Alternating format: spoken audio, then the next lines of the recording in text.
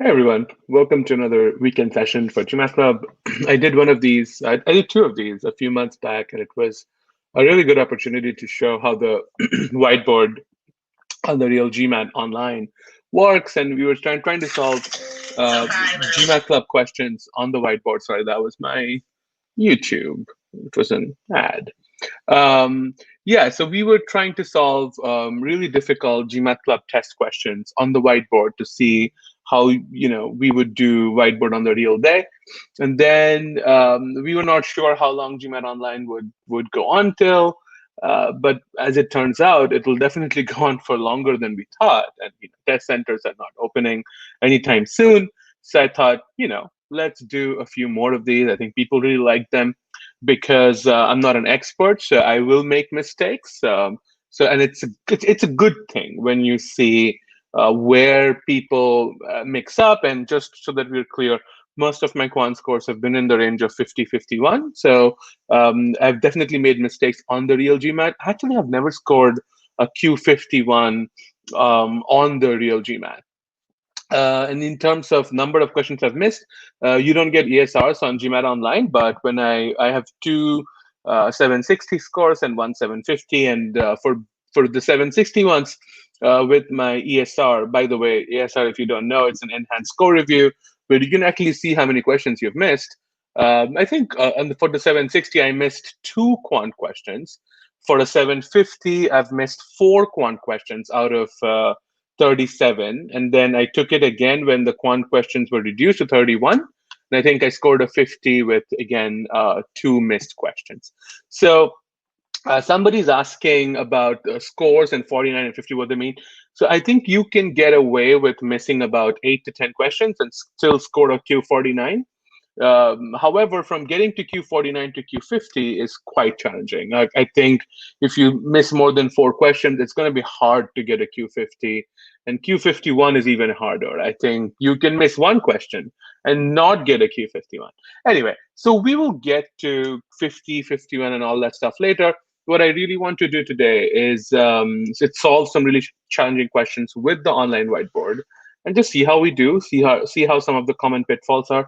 The last time I did some of these, I was in Florida, and a lot of you said that you should do geometry because geometry is really challenging. So I did one with geometry, and it wasn't all that bad, but we'll see. We'll do a random set today, but also show you how to use GMATLab tests. So that's going to be helpful.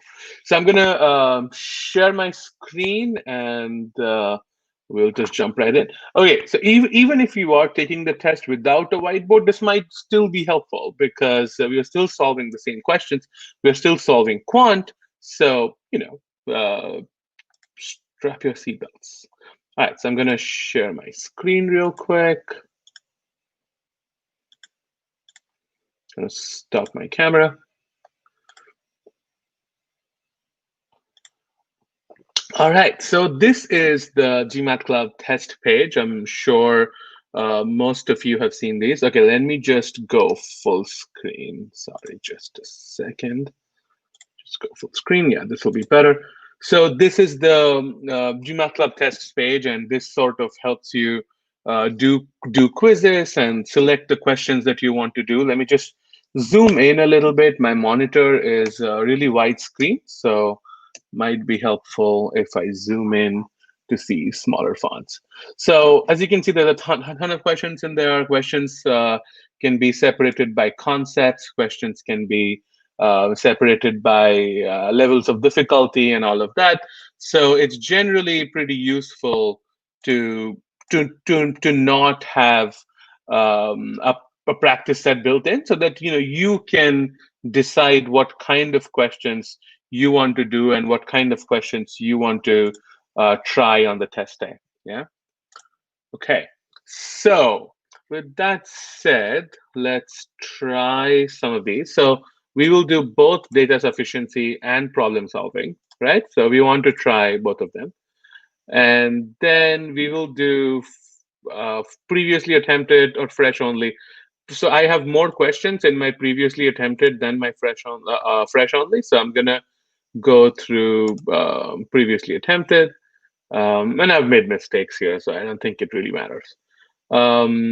So level of difficulty, I'm going to do a mix because that's how you would have in your test. But I'm going to remove 500 level questions because those are probably going to be easy. And again, 500 level questions on GMAT test might actually be very challenging for the official Gmat. Again, GMAT tests, Buñuel designed them, BB designed them. These are hard questions. These are not easy questions at all.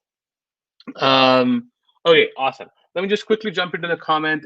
Some people are saying it looks blurred. Does it still look blurred for you? Let me know. I think it looks okay on my end and on my YouTube that I'm running on the side. And if it is blurred, you can change the resolution to like 720. And I think that would make it a lot better. Okay, cool. So now I'm going to try 5 questions and I'm going to start that. By the way, you can also sort of do analysis on what questions you have done before. So definitely a good analysis tool there. Okay, so now that we are done, 5 questions, we're going to start the quiz. Okay, it's going to start in a new window. Huh. Sorry about that.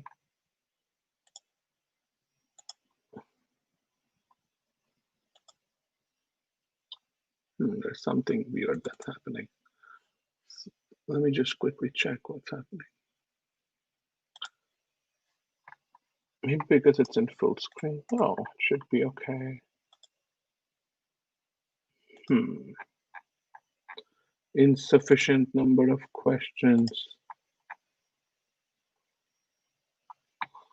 Okay, this should be fine. Huh. Okay, let me just quickly turn my screen off and see what's happening, and I'll be right back. Sorry, guys, just give me a moment. Diagnosing.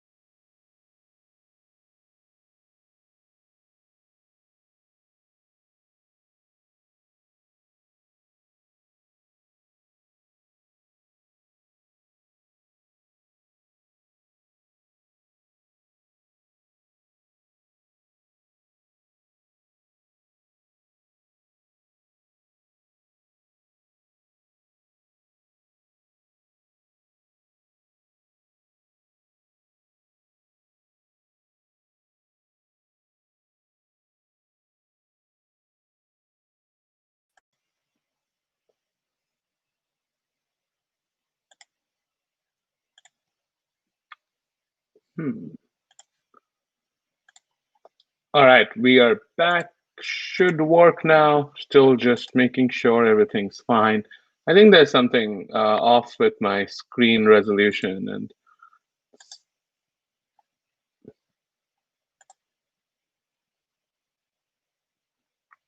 yeah, no, I I know it's a black screen.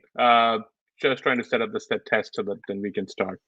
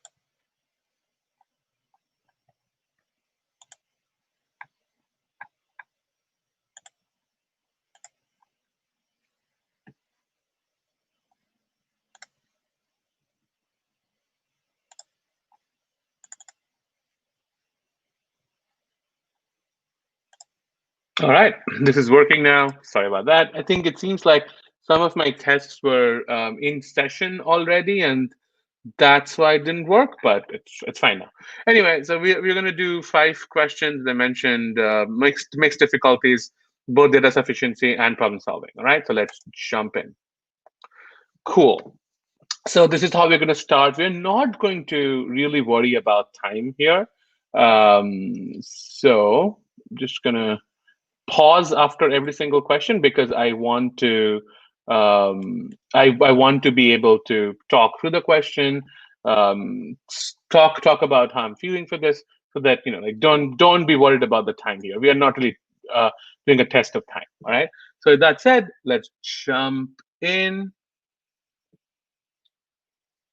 All right, just making sure the StreamYard is going really well. All right, cool. Everything's going fine. All right, we're going to open the whiteboard. I generally tuck away the whiteboard somewhere next to me. I'm going to hit pause. So this is one of the hacks that we have done. Like the whiteboard is another Chrome window. Okay, so how many factors does positive integer n have? The difference between the largest and the smallest factors of n is 21.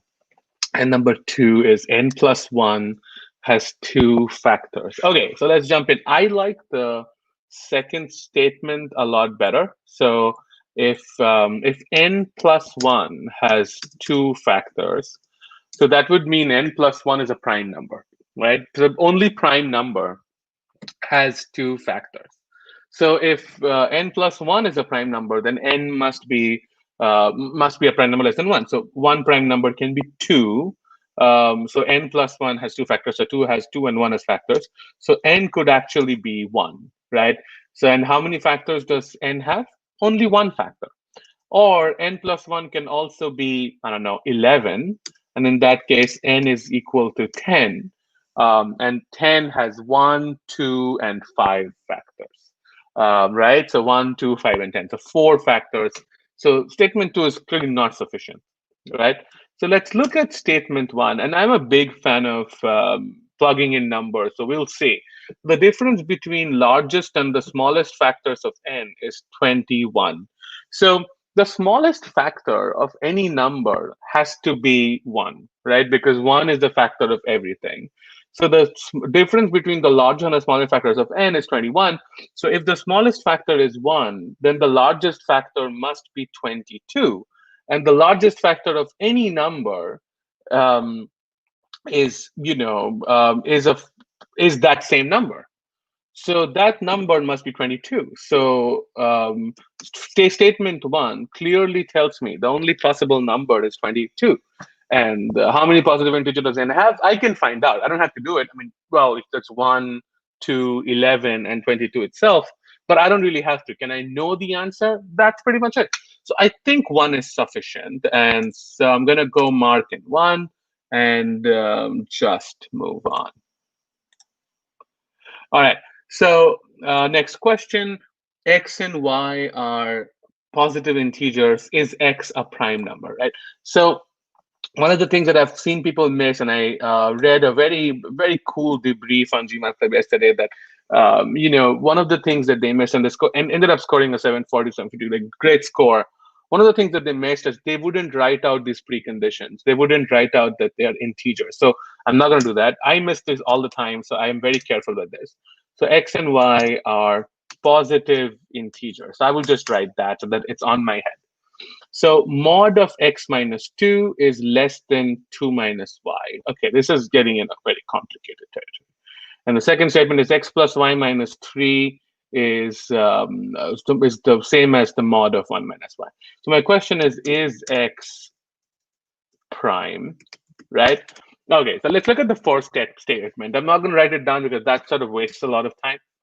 So mod of x minus 2 is less than 2 minus y. And again, I don't have anything on y here, so I can adjust y so that it sort of satisfies the condition. So let's take x equals 2, which is a prime number, right? So mod of x minus 2 in this case is 0, is less than. So I'm going to select y so that this condition is satisfied. So 2 minus y let's say y is 1. So 2 minus 1, which is 1. And 0 is less than 1, so it's satisfied. So basically, one set of values can be x equals 2 and y equals 1, which sort of says that, yeah, x is a prime number, right? So now let's try to not have that. So let's say x equals 1 instead, which is not a prime number. So on the left-hand side, I have 1 minus 2, that is minus 1. But I'm taking the absolute value of that. So that's just 1 on the left-hand side, is less than 2 minus y. So, okay, so this is where I'm constrained. So if y is 1, which is the lowest value for y, then 1 is less than 1. That's not true, right? And if y is 2, 1 is less than 0, and it'll only get smaller on the right-hand side. So I really can't put any constraint there, right? So let's try one more thing, x equals 0. So if x equals 0, then on the left-hand side, I have 2, and 2 is less than 2 minus y. As you can see, y has to be either a negative number or a negative fraction for this to have any sense. So I think the first statement is sufficient. This was challenging. It's a little bit tricky. So I think 1 is sufficient, but I'm going to have to try 2 because that's the name of the game.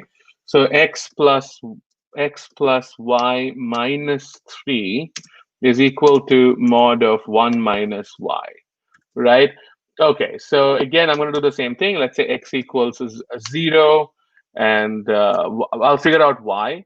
So basically, this is saying y minus 3 is equal to mod of 1 minus y. And I can have different values of y which will satisfy that. If y is positive, then 1 minus y is actually y minus 1. So that's not going to work because then minus 3 equals minus 1. Therefore, y has to be negative here. So x equals 0 will not work. So in that case, we can set up two conditions. That one is y is greater than, yeah, I can see the clock is not positive. That's fine. I'll take care of it later. If y is greater than 1, then mod of 1 minus y is actually y minus 1. So x plus y minus 3 equals y minus 1. And y and y gets canceled, which in this case would be x equals 2. And if y is less than 1, then I have x plus y minus 3. X plus y minus 3 will be equal to, if y is less than 1, which the only case is 0 and negative numbers, whatever it is, it can't be because y is a positive integer. So I can't have x less than 1, y less than 1. So the only value that x have is 2. So in this case, I think each statement is equal, is very sufficient. So I'm going to say each one is sufficient. Move on. This is also a point where like it can trip you up because there are a lot of different conditions. And also, like, some people are saying x is positive, no need to check x with 0. Yeah, that's totally true. But at the same time, when I check for numbers, I check for universal numbers and then try to figure out which of these conditions are actually possible. So instead of doing the check at the front end, I often check at the back end. So that's totally your call. You can do it however you want. But again, always remember that in the test, you will not have a very specific way to solve a question. So you'll have to try out different things. And when you try out different things, you will have different conditions. So I wouldn't be opposed to as long as you're checking it at the end, you should be fine. All right, so I'm going to do each statement alone is sufficient and move on. I'm going to make sure to pause the timer. And next time, yes, you're right. I will do a practice round. All right, so I'm going to pause this right there. Open the whiteboard. Let's see. Is the whiteboard open? Interesting. No. Oh, okay, I can't open the whiteboard while. Okay, there you go.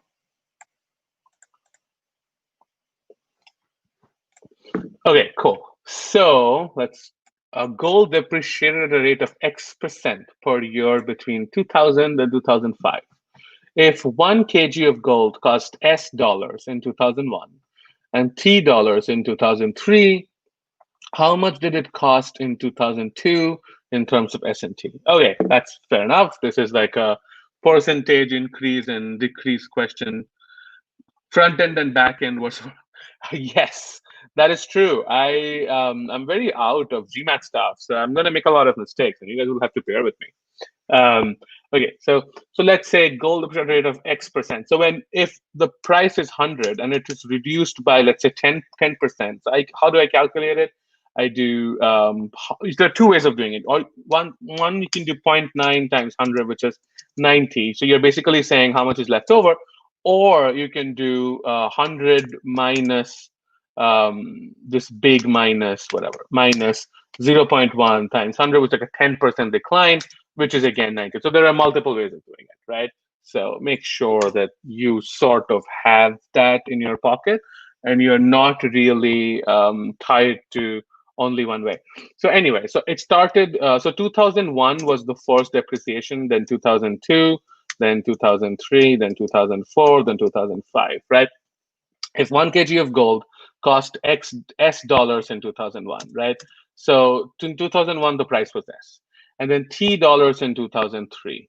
So in 2003, it was T. Then how much? So I want to find out this number, right? Okay. So basically, this number is equal to, let's say this is X. Like I'm just gonna give it a variable name. So I can say X is equal to 0.9 times S, right? Can I say that? Because S decreased by 10%. X, if X was like, sorry, there are two X's. So let me just give it a different name. So Y. Let's give it a different name, Y. So if X was 10%, then Y would be 0.9 times S, right? So if I have any way of making it a different value, I would try, because I don't like the whole S% because it's just not nice. I'm going to try as X equals 10 because see, the answer doesn't really have X. So I can get away with just picking a random number. And if it doesn't work, I can always go back to X, right? Okay, cool. So Y is 0.9 times S. And then T is equal to 0.9 times Y, right? So in that case, and Y is 0.9 times S, so 0.9, this parentheses, 0.9 times S, right? So 0.9 square S. So how much did it cost in terms of S&T? So I want to find out the value of Y, right? So Y in terms of S&T. So in that case, so this whole thing is Y. So this is 0.9, right?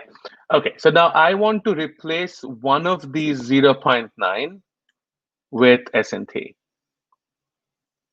right? So that should be easy.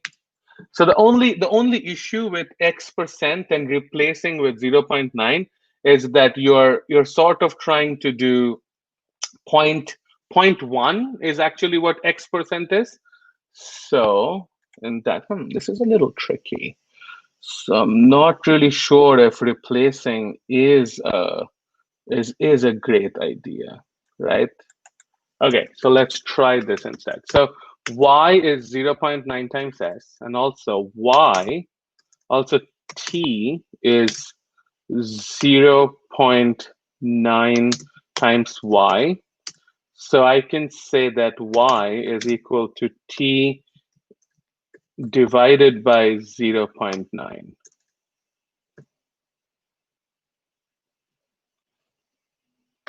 Right? So, okay. You know what? That makes sense. That makes perfect sense. So I can say then 0.9 is equal to Y divided by S. And then T equals 0.9. So I can say T is equal to Y square. Where is the, Y square divided by S. So I can say Y square is equal to ST. So Y would be the square root of ST. Okay, this was pretty cool. So y equal to the square root of st. All right. Okay, so see, I didn't really have to use X%. Again, I took a little bit of time, but that's fine. Sometimes some questions you will take longer. Okay, so I'm going to mark square root of st, move on. All right, I have another question. I'm gonna hit pause and then try to go back to the whiteboard. Okay, so this is another data sufficiency question. I'm getting a lot of data sufficiency questions here. Why? Okay, so if n is a two-digit positive integer, what is the value of its tens digit? Okay, so n is like xy. That's the two-digit positive integer. The value is actually 10x plus y because y is at the tenth digit. And again, it's a positive integer, so I will remember it plus integer. I tend to forget these things. So 2n is a two-digit integer whose 10th digit is 7. Okay, so statement 1 is saying 2n is a 10th digit integer, two-digit integer, is 7. It could be something like a 72, could be a 74, could be a 76, could be a 78. That's it, right? Those are the only 4 different options. Note that it can't be an odd number because it's a 2n, so it sort of has to be an even number. Okay, somebody's asking me, how did you come to 0.9? Yeah, I was assuming. So it said it decreased by X%. So I just assumed that X is equal to 10%, so that it's easier on my side. You know what I mean? So sometimes you have to pick numbers that are easier. And in the answer choices, if you remember, there was no X, so I could actually do whatever I wanted. So I picked 10%. That made my life easier. Okay. All right. So if 2 is a two-digit integer whose 10th digit is 7, these are the only options. There's one more option, is 70, right? So 70 is an option too because it's a two-digit integer. In that case, n will take different values. So if 2n, if these numbers, right, what could be the value of n, right? So n can be 36 or 37 or 38 or 39, and could also be 35. In each of these cases, the value of its 10th digit is always 3. So clearly 1 is sufficient. So I'm not really worried about that. So 1 is sufficient. Okay, cool. So now let's move on to the second statement. The 10th digit of n minus 9 is 2.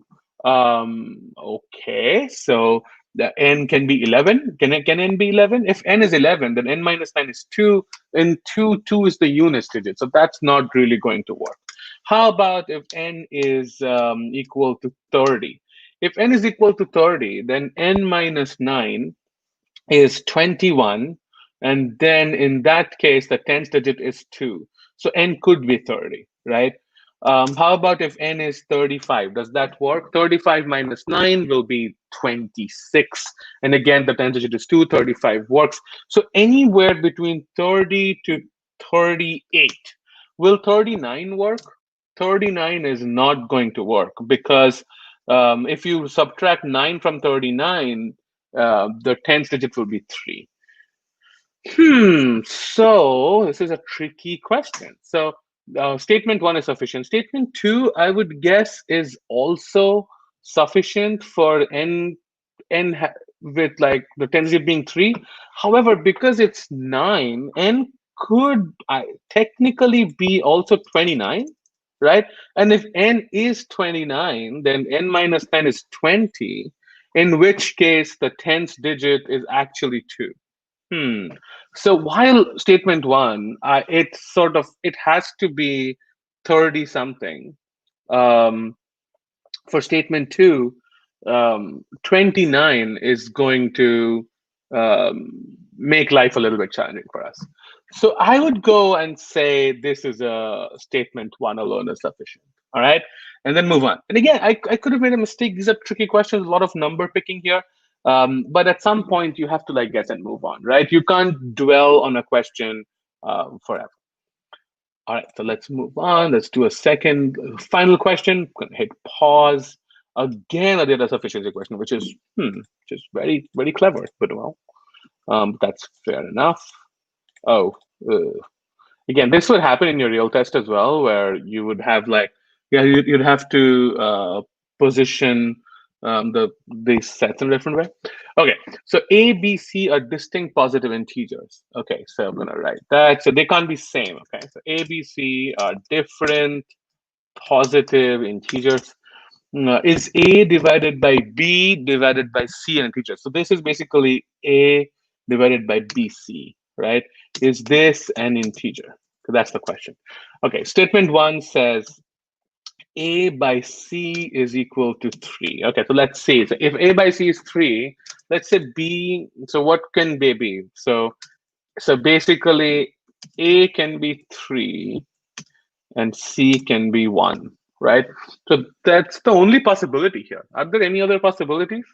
Like in terms of fractions, I mean, yeah, it can be a multiple of that. So A could be, for example, A could be 6 and C could be 2, right? Or A could be like, I don't know, like it can go on and on. So A could be 9 and, oh, sorry about that.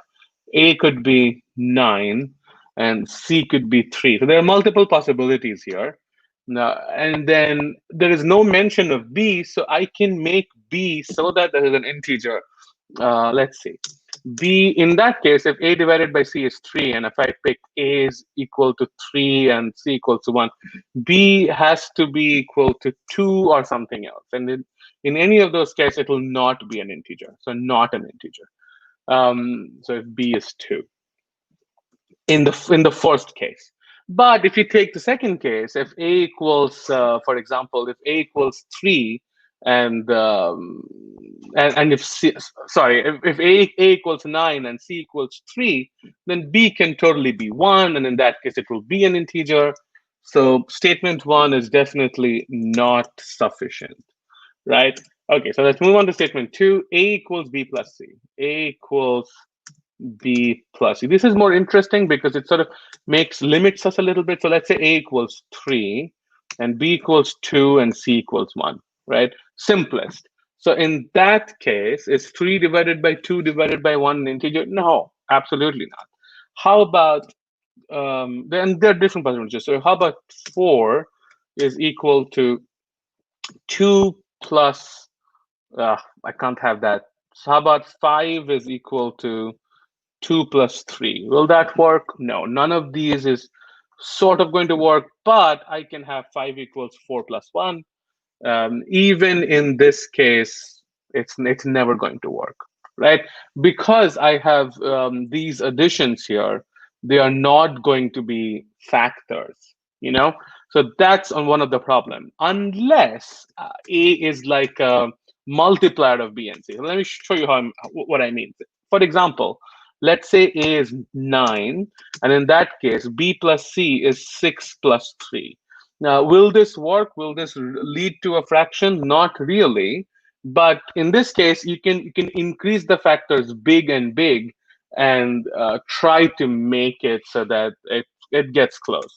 But I don't think it's going to happen, right? So I tested a bunch of different numbers. It didn't work for me, but I don't think it will. It's going to work. So now you have two options, right? You can either guess and move on, or you can try to do both. So if you this is not sufficient and this is not sufficient, so if you combine both of them, if you combine these two statements, and if this is still a thing, A equals B plus C, then it's never going to work, because as the numbers get bigger and bigger, A equals B plus C will not hold at all, right? So I don't really need to care about any of those conditions as long as the second statement is there, right? Because with the second statement, it's almost never an integer. So I'm going to mark B and move on, because I think this condition is very strong and it's not going to let me do anything else. All right, cool. So I think we are done. So let's take a look at the results. Okay, so we did not miss a question here, which is funny because I've missed questions on live sessions before. Okay, cool. So the major takeaway from this is basically you want to think and not really worry about the whiteboard. And again, I'm doing the whiteboard because it's like a very different way of solving questions. But the main the main idea is to treat the whiteboard like it's a piece of paper and not worry about what kind of difficulties you're going through. So this was fun. You should try on Gmat Club tests too. And if you don't have Gmat Club tests, let me know on the YouTube channel. I'm happy to give you like a 2-week test subscription. You want to try them out. These are really, really cool questions, and they're pretty hard. They're very Gmat-like, so I think you'll enjoy them. Tomorrow, we are doing a live session on how to write essays. So we will write an essay live. So I'll choose a topic from any of the top schools, and then we will just write an essay as if we are applying to business school. I think that'll be fun. We're going to take some stories, discuss that. I'm going to take your questions. So join us for tomorrow's live session when we will do live essays. But this was a lot of fun. Thank you so much for joining. Join us tomorrow as well. And I'll see you guys soon.